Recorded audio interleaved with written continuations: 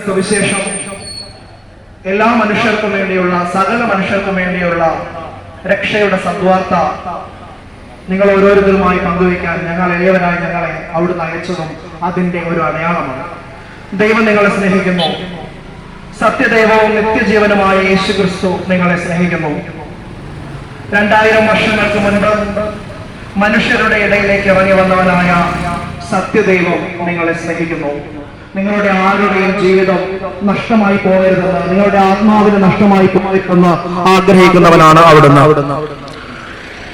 ആദിയിൽ മനുഷ്യനെ സൃഷ്ടിക്കുകയും അവനോട് കൂടെ ആയിരിക്കുകയും ചെയ്തവനായ ദൈവം പിന്നീട് അബ്രാഹത്തെ പ്രത്യേകമായി തെരഞ്ഞെടുത്ത് യഹൂദ ജനതയെ തന്റെ പ്രവാചകന്മാരിലൂടെ നയിച്ചു കൊണ്ടുപോകുന്നു. ഒരു പഴയ കാലഘട്ടം, പുരാതനമായ കാലഘട്ടം.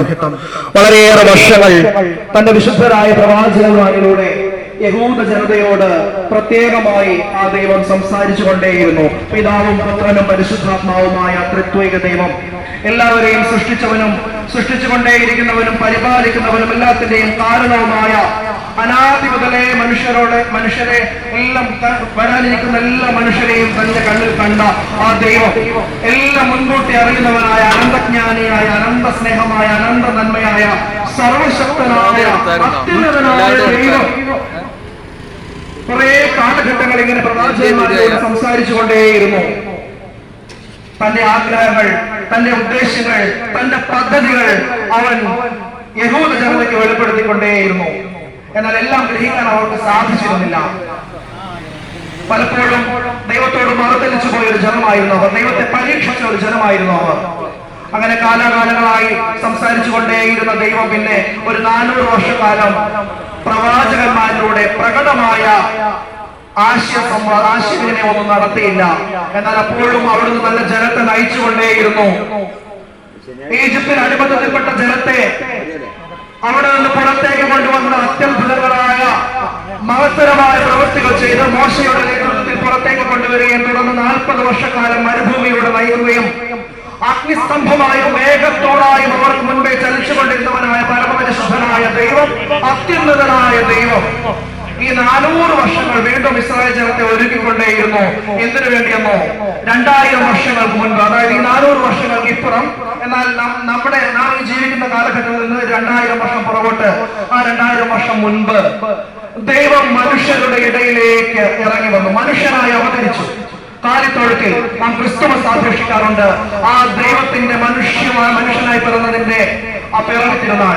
പ്രിയപ്പെട്ടവരെ, 2000 വർഷങ്ങൾക്ക് മുൻപ് സർവശക്തനായ ദൈവം, സ്വർഗത്തിന്റെ സർവ മഹിമ പ്രതാപങ്ങളുമുള്ളവനായ ദൈവം അതെല്ലാം വിട്ട് മനുഷ്യരുടെ ഇടയിലേക്ക് ഇറങ്ങി വന്നു. എളിയവനായി, ഏറ്റവും എളിയവനായി കാലിത്തൊഴുത്തിൽ പശുക്കളുടെയും കാലിക്കിടാകളുടെയും എല്ലാം ഇടയിലേക്ക് അവൻ പിറന്നു വീഴുമ്പോൾ അവൻ ഏറ്റവും ദാരിദ്ര്യത്തിന്റെ കൊടുമുടിയിലായിരുന്നു ജനിച്ചു വീണത്. എന്നാൽ അവൻ സർവശക്തനായ ദൈവമായിരുന്നു.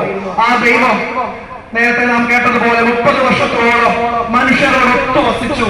തന്റെ മാതാപിതാക്കൾക്ക് കീഴ്പ്പെട്ടവനായി ജീവിച്ചു, ആശാരിപ്പണി ചെയ്ത് ജീവിച്ചു. ആ 30 വർഷങ്ങൾ ഒരു മനുഷ്യായുസ്സിൽ നാം കടന്നു പോകുന്ന വിചാരങ്ങൾ, ഓരോരോ അനുഭവങ്ങൾ എല്ലാം പച്ച മനുഷ്യരായ ഒരു ദൈവം, പൂർണ്ണ ദൈവവും പൂർണ്ണ മനുഷ്യരുമായിരുന്നു അവിടുന്ന്. 2000 വർഷങ്ങൾക്ക് മുമ്പ് അവിടുന്ന് ഭൂമിയിലേക്ക് ഇറങ്ങി വന്നത് പണ്ടെന്നോ ചെയ്തു പോയ പാപത്തിന്റെ പരിഹാരത്തിനായി. ആ പാപത്തിന്റെ പിന്തുടർച്ച പറ്റുന്ന ഓരോ മനുഷ്യരെയും, ആദിയിൽ ആദവും ഹവ്വായും ചെയ്തു പോയൊരു പാപം നമ്മൾ കേട്ടിട്ടുണ്ടാവാം, വിശദീകരിക്കുന്നില്ല. അതിനുശേഷം എല്ലാ മനുഷ്യരിലേക്കും സയന്റിഫിക് ആയിട്ട് പോലും നമുക്കറിയാം, ഒരാളിൽ ഒരു രോഗമുണ്ടായാൽ അടുത്ത തലമുറയിലേക്ക് ആ ജീനുകൾ ആക്ടിവേറ്റ് ചെയ്യപ്പെട്ട് പലപ്പോഴും പാരമ്പര്യ രോഗങ്ങളെന്നൊക്കെ നമ്മൾ പറയാറുള്ളത് പോലെ പല രോഗങ്ങളും അങ്ങനെയാണ്. അതുപോലെ പാപത്തിന് ഒരു സ്വഭാവം ഉണ്ടായിരുന്നു. സ്വഭാവേന ക്രോധത്തിന്റെ മക്കളായിത്തീർന്നു മനുഷ്യർ. ആദിയിൽ ചെയ്തൊരു പാപത്തിന് പിന്നോടിയായി എല്ലാ തലമുറകളിലേക്കും ആ പാപം വ്യാപിച്ചു. നാം ഓരോരുത്തരും ജന്മപാപം എന്ന പേരിൽ ആ പാപം പേറുന്നുണ്ട്. ഒരു ക്രൈസ്തവൻ യേശുക്രിസ്തുവിന്റെ നാമത്തിൽ മാമോദിസ സ്വീകരിക്കുമ്പോൾ അതിൽ നിന്ന് വിടുതൽ ലഭിക്കുന്നുണ്ട്. എല്ലാ മനുഷ്യർക്കും ഈ രക്ഷ നൽകപ്പെട്ടിട്ടുണ്ട്. അത് 2000 വർഷങ്ങൾക്ക് മുൻപ് യേശുക്രിസ്തു ഈ പാപങ്ങളെല്ലാം ഏറ്റെടുത്ത, ഈ പാപങ്ങളെല്ലാം അടിച്ചേൽപ്പിക്കപ്പെട്ട മാനവ സമൂഹത്തിന് വേണ്ടി ഇതുവരെ ജനിച്ചു ജീവിച്ച് കടന്നുപോയ, ഇപ്പോൾ ജനിച്ചു ജീവിച്ചുകൊണ്ടിരിക്കുന്ന 800 കോടിയോളം വരുന്ന മനുഷ്യർക്ക് വേണ്ടി, ഇനിയും ജനിക്കുവാനിരിക്കുന്ന കോടിക്കണക്കിനായ മനുഷ്യർക്ക് വേണ്ടി എല്ലാ പാപങ്ങളുടെയും പരിഹാരമായി 2000 വർഷങ്ങൾക്ക് മുൻപ് മനുഷ്യനായി അവതരിച്ച ഈ ദൈവം മനുഷ്യന്റെ എല്ലാ വ്യക്തിത്വം